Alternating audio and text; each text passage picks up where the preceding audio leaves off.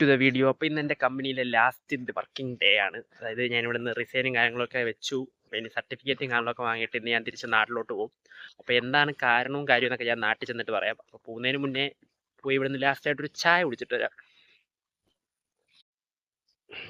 ലാസ്റ്റായിട്ടൊരു ചായ കുടിച്ചിട്ട് വരാമെന്ന് പറഞ്ഞ് പോയിട്ട് എന്താ ഇപ്പോൾ വീട്ടിൽ നിൽക്കുന്നതെന്നായിരിക്കും ആലോചിക്കുന്നത്. ചായ കുടിക്കാൻ പോകുന്ന വഴിക്ക് ഞാൻ ഓഫീസിൽ നിന്ന് സർട്ടിഫിക്കറ്റും കാര്യങ്ങളെല്ലാം റെഡി ആയിട്ടുണ്ടെന്ന് പറഞ്ഞ് വിളിച്ചു. അങ്ങനെ ഞാൻ നേരെ സർട്ടിഫിക്കറ്റും കാര്യങ്ങളെല്ലാം വാങ്ങി അപ്പം തന്നെ ട്രെയിൻ കയറി ഇപ്പോൾ വീട്ടിലെത്തിയിട്ടുണ്ട്.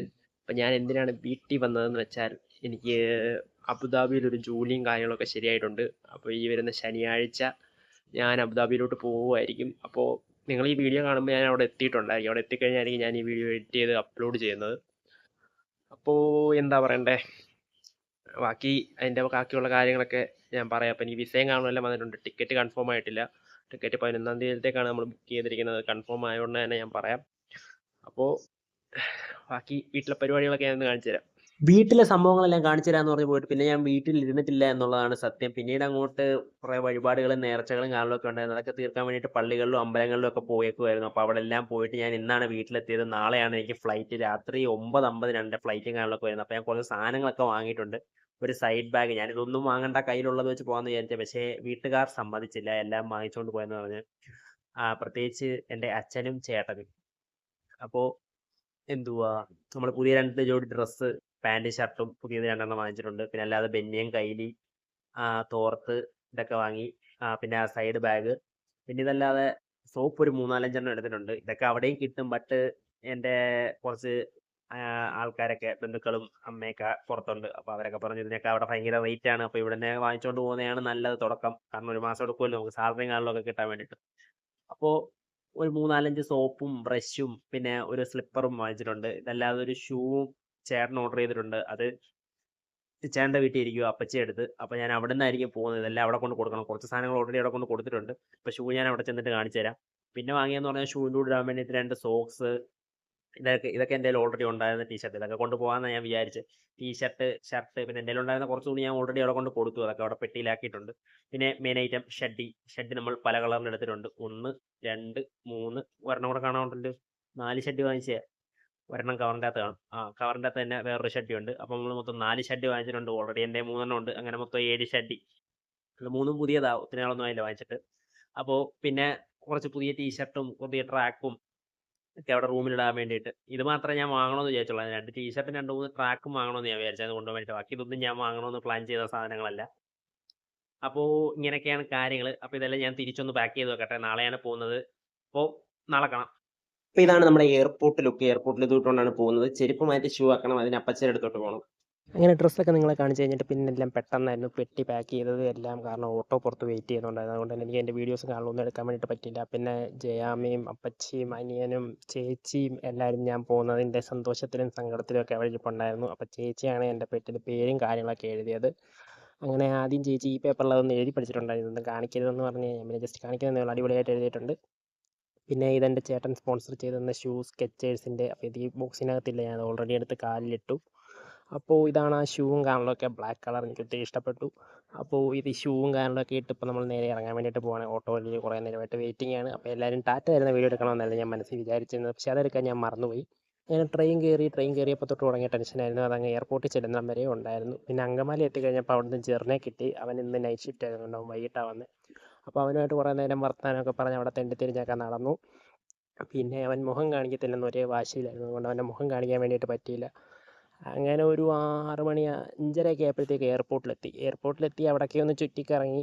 പിന്നെ വീട്ടിൽ നിന്ന് കുറച്ച് സ്നാക്സ് എടുത്തുള്ളായിരുന്നു. എയർപോർട്ട് എത്തിയപ്പോഴത്തേക്ക് അച്ഛൻ റെയിൽവേ സ്റ്റേഷനിലാണെന്ന് കുറേ മിച്ചർ, ഉപ്പേരി അങ്ങനെ സംഭവങ്ങളൊക്കെ അവിടെ ചെന്നിട്ട് കഴിക്കാൻ വേണ്ടിയിട്ട് അതൊക്കെ ബാഗിൽ വെച്ച് നിറച്ച് തന്നു. അങ്ങനെ അതെല്ലാം വീണ്ടും പെട്ടിയിലാക്കി പെട്ടി പൂട്ടി. അങ്ങനെ എൻ്റെ ഫ്ലൈറ്റിന് സമയമായി. അതായത് ചെക്കിന് സമയമായി. 9 മണിക്കാണ് ഫ്ലൈറ്റ്. 9 അല്ല 10 മണിക്കാണ് ഫ്ലൈറ്റ്. 6 മണി 6:30 ആകുമ്പോൾ നമ്മൾ കയറണം. അങ്ങനെ എന്തോ റൂളുണ്ട്, 4 മണിക്കൂർ മുന്നേ കയറണം. അങ്ങനെ ഞാൻ അകത്ത് കയറി.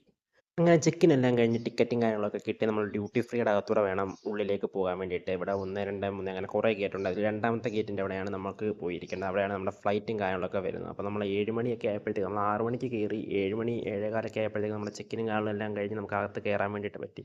ഈ 4 മണിക്കൂർ മുന്നേ കയറുന്നത് എന്ന് പറയുന്നത് നമ്മൾ ഫസ്റ്റ് ടൈമല്ലേ കയറുന്നത്. അതിൻ്റെ കൊണ്ടാണ് 4 മണിക്കൂർ മുന്നേ കയറുന്നത് എന്ന് പറയുന്നത്. പിന്നെ അതുപോലെ ഇപ്പോൾ 7 മണി ആ ഒരു ടൈമിലൊക്കെ കയറുവാണെങ്കിൽ നല്ല തിരക്കാവും. അപ്പോൾ ചിലപ്പോൾ ഫ്ലൈറ്റ് മിസ്സാവാൻ ചാൻസ് ഉണ്ട്. 1 മണിക്കൂർ കൊണ്ട് പരിപാടിയെല്ലാം തീർന്നു. പിന്നെ ഇവിടെ തന്നെ നമുക്ക് കുടിവെള്ളവും കാര്യങ്ങളും എല്ലാം ഉണ്ട്. അപ്പോൾ ഇവിടെയാണ് നമ്മളോട് വെയിറ്റ് ചെയ്തിരിക്കാൻ പറയുന്നത്. ആ 2 എന്ന് എഴുതിയേക്കുന്ന അവിടെയാണ് നമുക്ക് പോയി ഇരിക്കേണ്ടത്, ഗേറ്റ് 2. അവിടെ നിന്നാണ് നമുക്ക് ഫ്ലൈറ്റും കാര്യങ്ങളൊക്കെ കയറേണ്ടത്. അപ്പോൾ എനിക്ക് ടിക്കറ്റും കാര്യങ്ങളൊക്കെ കിട്ടിയെന്ന് എൻ്റെ ടെൻഷനും കാര്യങ്ങളൊക്കെ ഉണ്ട് ഫസ്റ്റ് ടൈം പോകുന്നതിൻ്റെ.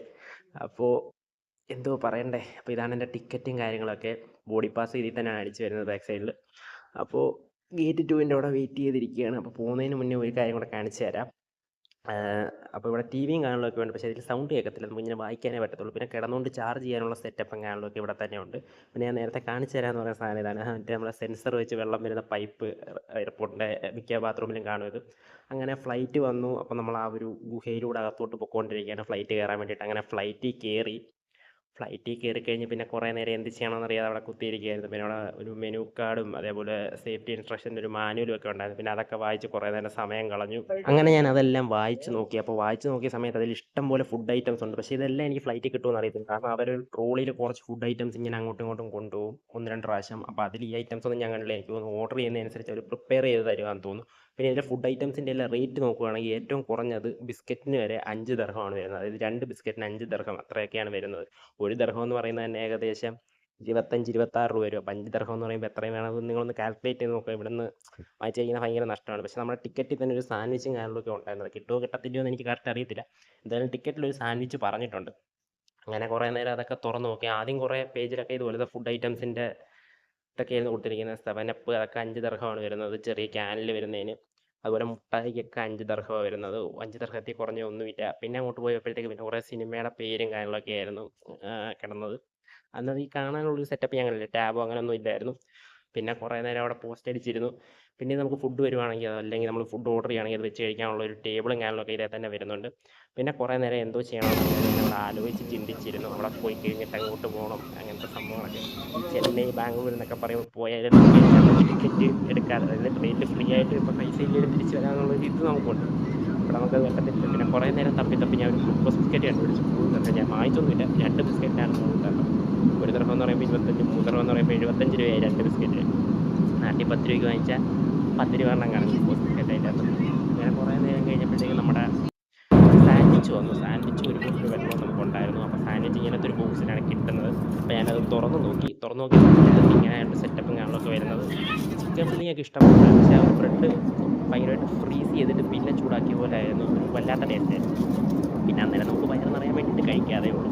ഞാൻ കഴിച്ചു നോക്കി, വലിയ കുഴപ്പമൊന്നുമില്ലായിരുന്നു. ബ്രെഡ് ഒരു സുഖമില്ലായിരുന്നു. അകത്ത് ഇഷ്ടംപോലെ ചിക്കനും കാര്യങ്ങളൊക്കെ ഉണ്ടായിരുന്നു ഫില്ലിങ്. അങ്ങനെ അതൊക്കെ കഴിച്ചു. ഇവിടെ വരെ എല്ലാം അടിപൊളിയായിരുന്നു. അവിടെ എത്തിക്കഴിഞ്ഞാണ് മൊത്തത്തിൽ പാളിപ്പോയത്. ഇത് ഞാൻ എത്തിയിട്ട് എന്തോ 4ാമത്തെ ദിവസമാണ്. എന്നാണ് ഞാനിത് എഡിറ്റ് അപ്ലോഡ് ചെയ്യാൻ വേണ്ടിയിട്ട് പോകുന്നത്. കാരണം അതുപോലെ ശോക അവസ്ഥയിലായിരുന്നു ഞാൻ. ഇപ്പോഴാണ് മൈൻഡൊക്കെ ഒന്ന് ശരിയായി വരുന്നത്. അപ്പോൾ അതെന്തൊക്കെയാണെന്ന് പിന്നെ ഞാൻ ഈ വീഡിയോ ഇടുവാണെങ്കിൽ പറയാം.